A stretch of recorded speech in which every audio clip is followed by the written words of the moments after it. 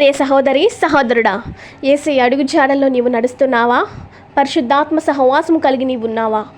పరిశుద్ధాత్మ సహవాసము నీవు కలిగి ఉన్నట్టయితే ధన్యుడవు. ఎందుకంటే నువ్వు తప్పు చేస్తున్నప్పుడు, నీవు మంచి చేస్తున్నప్పుడు దేవుడు నీతోనే ఉంటాడు. నువ్వు తప్పు చేస్తున్నప్పుడు తప్పు చేస్తున్నావు అన్న భావన, తప్పు చేస్తున్నావు అన్న ఆలోచన దేవుడు నీలోకి తీసుకొస్తారు.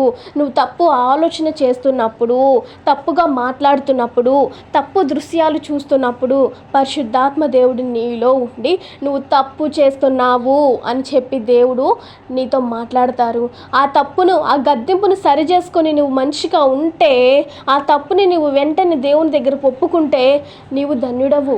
దేవుడు నిన్ను క్షమిస్తారు. కానీ ఆ గద్దెంపును నువ్వు వినకుండా, ఆ గద్దెంపును నువ్వు లెక్క చేయకుండా ఉంటే ఆ తర్వాత పరిణామాలు చాలా తీవ్రంగా ఉంటాయి. పరిశుద్ధాత్మ దేవుడు చేసే కార్యాలు చాలా అరుదుగా ఉంటాయి. అవి చాలా కష్టంగా ఉంటాయి పాటించడానికి. కానీ అవి పాటిస్తే దాని తర్వాత వచ్చే ఆశీర్వాదాలు చాలా గొప్పవిగా ఉంటాయి. అదేవిధంగా పరిశుద్ధాత్మ దేవుడు కొన్నిసార్లు మనతో మాట్లాడతారు. ఆపత్కాలమున, కష్టకాలమున, ముందుకి మనము నడవలేని పరిస్థితుల్లో కూడా పరిశుద్ధాత్మ దేవుడు మనతో మాట్లాడతారు. నీవు పలానా సమస్యలో, పలానా అనారోగ్య సమస్య చేతనో, పలానా ఉద్యోగ సమస్యతోనో, పలానా బలహీన సమయంలో నీవు ఉన్నప్పుడు పరిశుద్ధాత్మ దేవుడు నీతో, నీ హృదయంలో మాట్లాడతారు. నీ సమస్యకు తగినట్టుగానే మాట్లాడతారు. పలానా సమయంలో పలానా దారి నువ్వు వెళ్ళాలి, పలానా రూట్లో నువ్వు వెళ్ళాలి అన్నప్పుడు నీకు ఏ రూట్లో వెళ్ళాలో తెలియలేదు. అప్పుడు పరిశుద్ధాత్మ దేవుడు నీ హృదయం ద్వారా మాట్లాడతారు. ఇదిగో ఈ రైట్ ప్లేస్లో నువ్వు వెళ్ళు, లేకపోతే ఈ లెఫ్ట్ ప్లేస్లో నువ్వు వెళ్ళు, ఈ రైట్ ప్లేస్లో వెళ్తే నీకు ఇట్లా ఉంటుంది, ఈ రైట్ ప్లేస్లో వెళ్తే ఇట్లా ఉంటుంది అని దేవుడు నీతోనే స్పష్టంగా మాట్లాడతారు. అదే పరిశుద్ధాత్మ దేవుడు. అలా పరిశుద్ధాత్మ దేవుడు మాట్లాడినప్పుడు మనము అర్థం చేసుకొని ఇది దేవుడు నాకు ఇస్తున్నటువంటి ప్రేరేపణ అని చెప్పేసి మనం ముందుకు వెళితే మనం ఏదైతే దేవుణ్ణి అడిగామో దానికన్నా ది బెస్టే దేవుడు మనకి ఇస్తారు. కాబట్టి పరిశుద్ధాత్మ దేవుడు నీతో ఇలా ఈ విధంగా ఉన్నాడా, పరిశుద్ధాత్మ దేవుడు నీతో ఇలా ప్రతిరోజు మాట్లాడుతున్నారా అనేది నీకు నువ్వు ప్రశ్న వేసుకో. ప్రియ సహోదరి, ఇప్పటిదాకా నీవు దేవుని యొక్క సహవాసం కలిగి లేనట్టయితే, దేవుని యొక్క పరిశుద్ధాత్మ సహవాసము నీలో లేనట్టయితే, అయితే గుర్తుపెట్టుకో, ఇదే నీకు సమయము, ఇదే నీకు తగిన సమయము. మారాలి. ఇప్పటికైనా నీవు మారి, ఇప్పటికైనా దేవుని సహవాసాన్ని నీవు కలిగి ఉండు.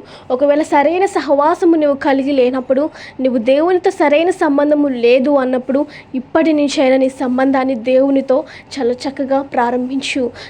పరిశుద్ధాత్మ సహవాసము మనము కలిగి ఉన్నాము అంటే, పరిశుద్ధాత్మ దేవుని మాట మనము విన్నాము అంటే, మన జీవితంలో మనకేది కావాలో అది మన కళ్ళ ముందుకు తీసుకొచ్చి దేవుడు పెడతాడు, మనము అడగక మునిపే. ఎందుకంటే మనం దేవుని అడుగుజాడలో నడుస్తున్నాం కాబట్టి, దేవుని పోలి జీవిస్తున్నాం కాబట్టి, పరిశుద్ధాత్మ సహాయాన్ని మనం అడుగుతున్నాము కాబట్టి, మనకేది కావాలో మనము అడగక మునిపే మన అక్కర ఏంటో తెలుసుకొని, మన హృదయంలో ఉన్నటువంటి ఆ కోరిక ఏంటో దేవుడు తెలుసుకొని మనం ముందు పెడతాడు. కాబట్టి పరిశుద్ధాత్మ సహవాసము ఎంతో గొప్పదండి. ఈ అంతిమ దినాలలో, ఈ చివరి దినాలలో మనం ఉన్నామండి. దేవుని యొక్క రాకడ అతి సమీపంగా ఉంది.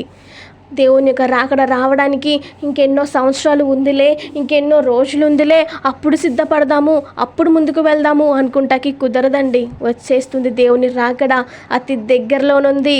కాబట్టి సిద్ధపడదాం. కాబట్టి పరిశుద్ధాత్మ సహవాసాన్ని ఈరోజు కలిగి ఉందాము. కాబట్టి అటులాగిన దేవుడు దీవించాలని మిమ్మల్ని, ఈ చిన్న వాక్యము మీ హృదయంలో బలపడాలి అని దేవుడు మిమ్మల్ని దీవించి ఆశీర్వదించునుగాక. ఆమేన్. God bless you all.